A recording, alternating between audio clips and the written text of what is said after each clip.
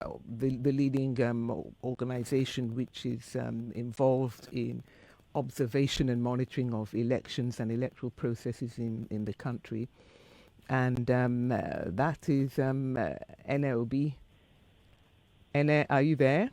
Yes, I am. Oh, good afternoon, great. And thank you for having me. Thank you so much for joining us. I know you're extremely busy and rushing from one meeting to another, probably dealing with the fallout of this Anambra State election.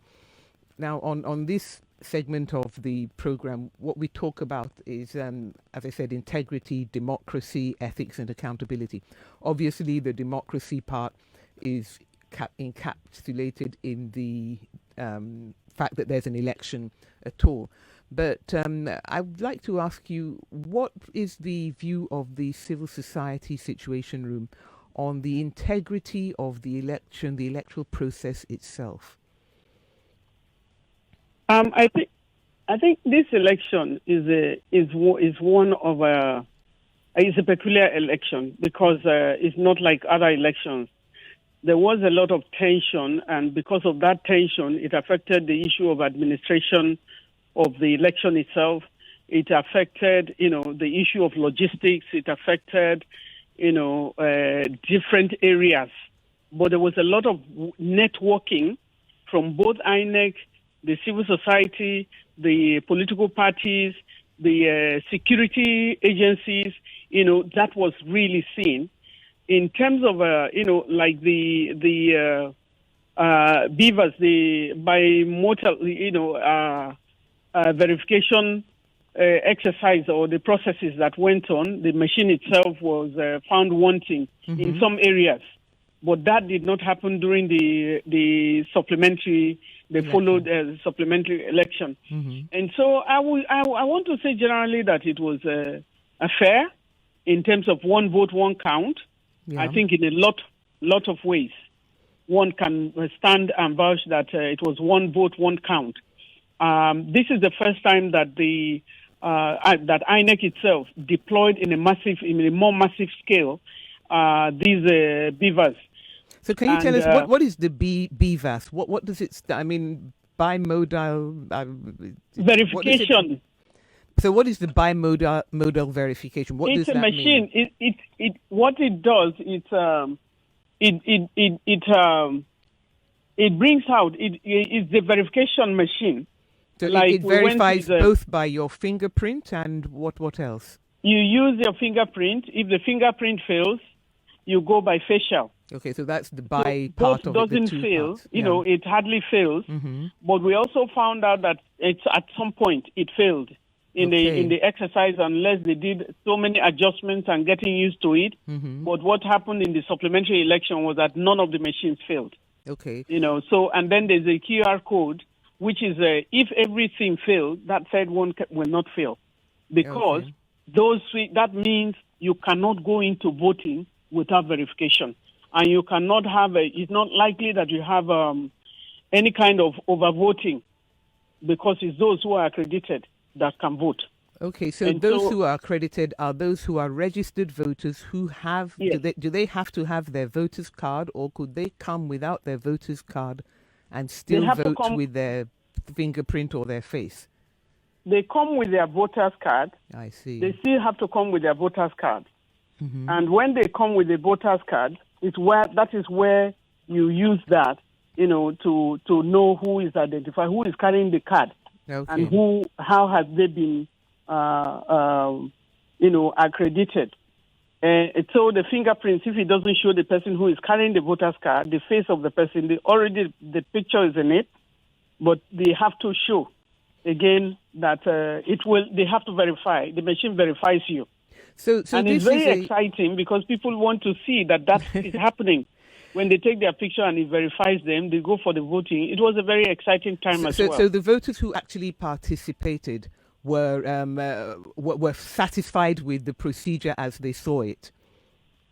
Yes, those who participated were satisfied. But of course, one of the things that the civil society situation room drew attention to was that, in fact, there was still an extremely low voter turnout at this election. how do you think that impacts the integrity of the election?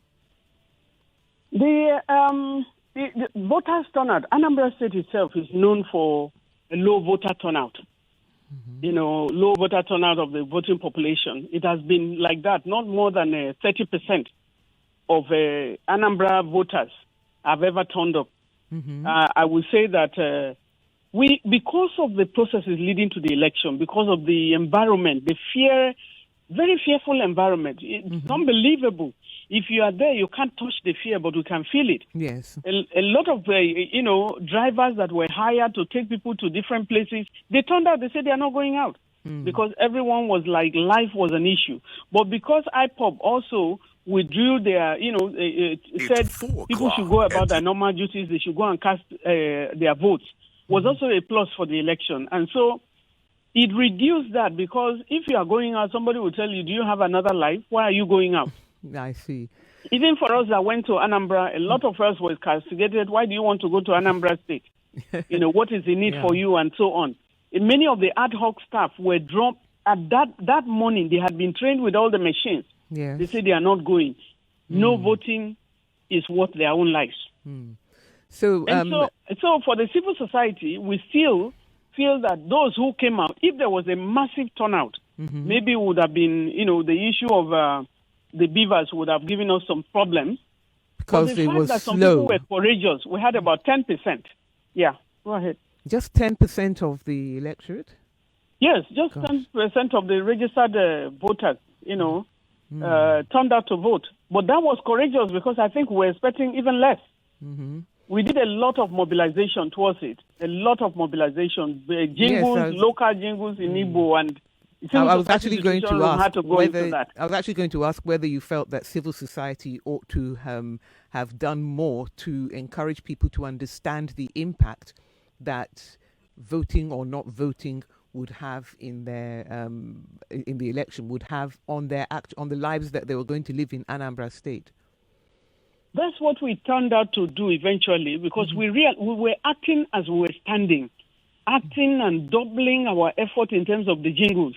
Those last moments to mobilize them to come out, because if you don't mobilize, if you don't come out to cast your vote, whoever the choice takes, you will have to deal with that person for the next 4 years. Indeed. And so there was a lot of mobilization. But prior to the election, not so much campaign even happened, because that fear was reigning in the whole environment. Campaigns started, I think, only 2 weeks to the election.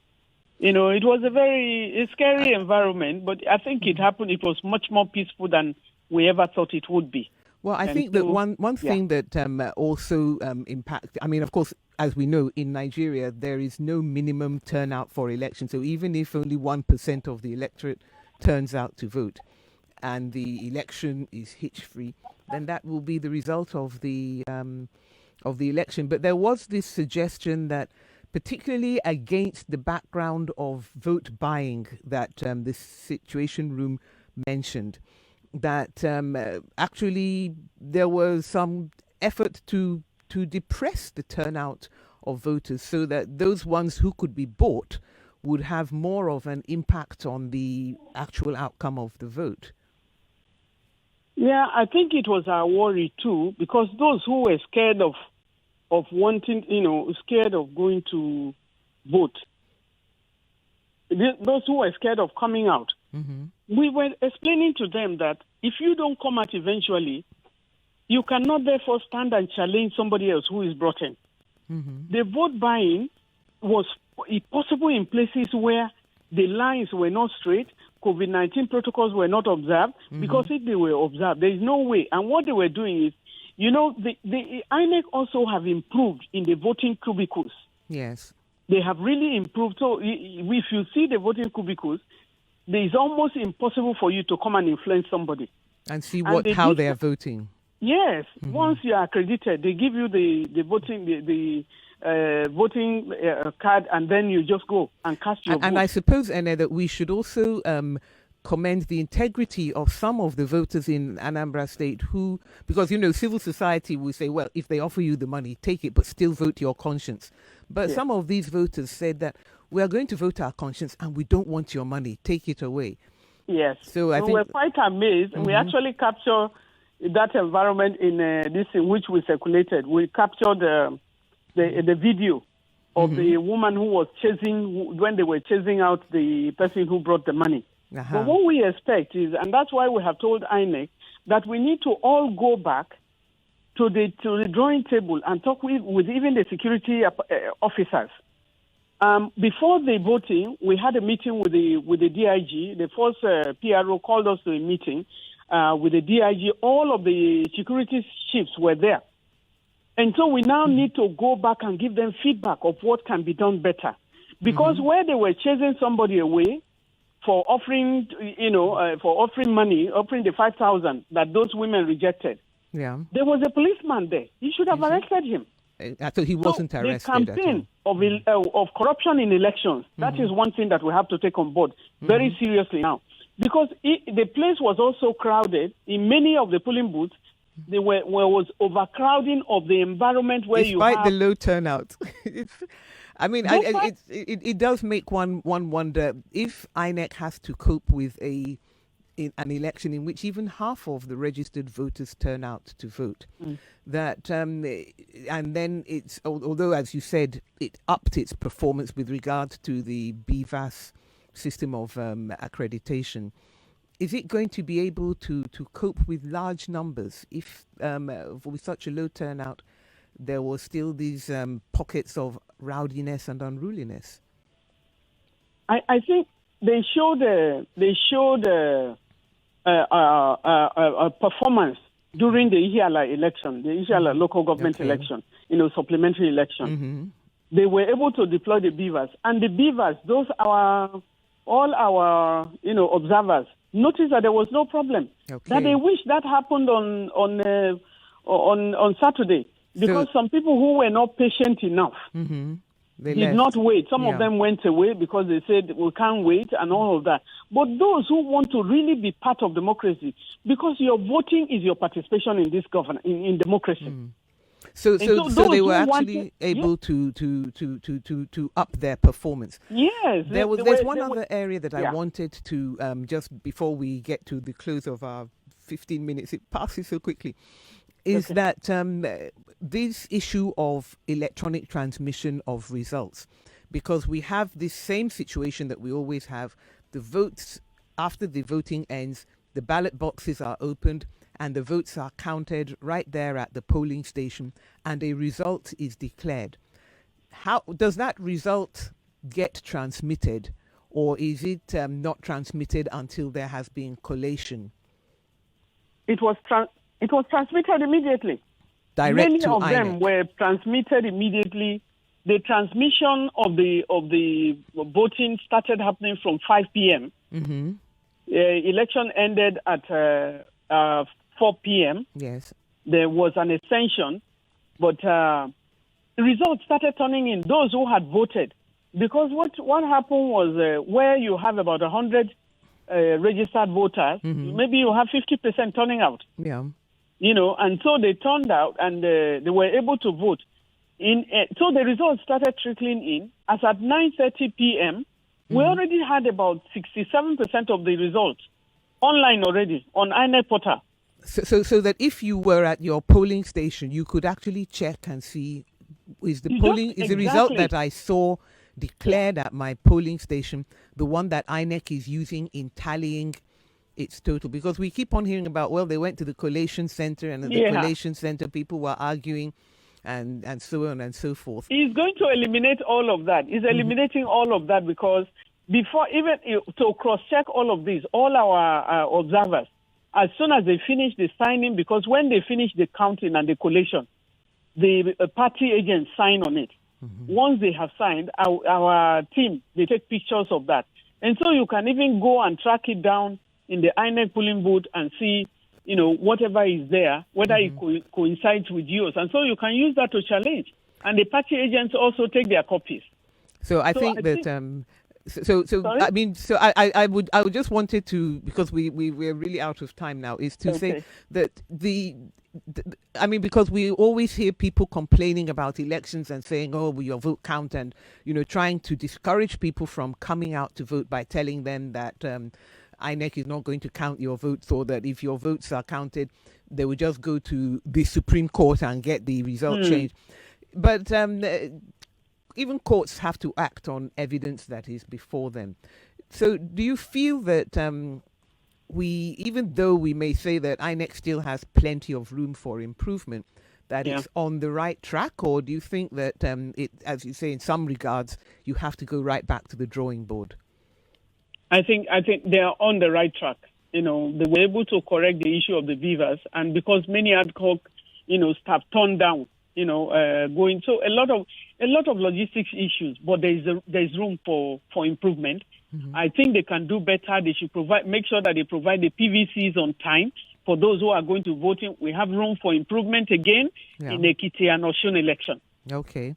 So I want to thank you so much, Ene Obi, the convener of the Civil Society Situation Room, which observed I always like to think that if you're a Nigerian, you're entitled to monitor the elections in your country. It's the international observers who can only observe.